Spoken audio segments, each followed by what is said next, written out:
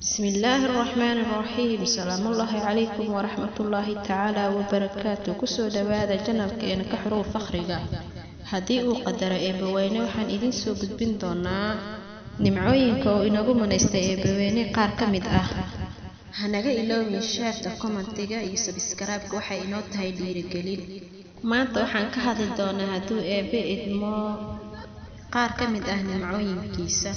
suuratul cabasa aayadda 25 ilaa aayadda 32 waxay ka hadleen nimcooyinka uu eebe siiyey adoomadiisa. suuratul cabasa aayadda 25 eebe wuxuu ku leeyahay falyandur ha fiiriyo al-insaan insaanka ilaa dacaamihi cunooyinkiisa. ilaahay adoomadiisu wuxuu ku leeyahay ha fiiriyo cunooyinka qadada cashada iyo quraacda waxa uu cunayo adoonkeyga. waxay ka mid tahay nimcooyinka uu eebe ina siiyey. aayadda kaloo ku xigta eebe weyne wuxuu ku leeyahay innaa sababna almaa sabba innaa anaga sababnaa waa shubnay maa-an biyo sabban shubitaan. eebe weyne wuxuu leeyahay waa shubnay biyahaasi waa roobka.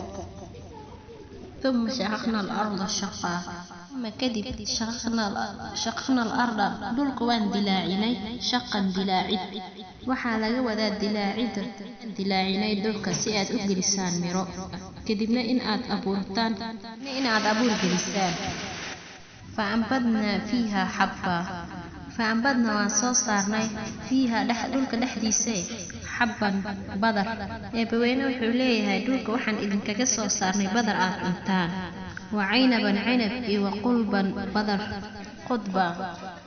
qodbaha baa la dhahaa waxyaabaha dhulka ka soo baxa lana isticmaalo iyagoo yar bagelka iyo ansalaatada iyo wazaytuunan geedka saytuunka iyo wanaqlan geedka timirta xadaa'iqa waqulba iyo beero waaweyn وفاكهة خضرات وأبا داق حولها متاع راحين يا إذن أهاتي لكم أدينك والأنعامكم إي حوله جنبا.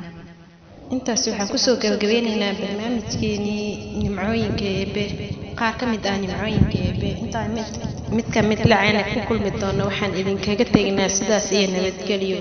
hanaga hilmaamin shaarta commentiga iyo subscribe waxay noo tahay dhiirigelin.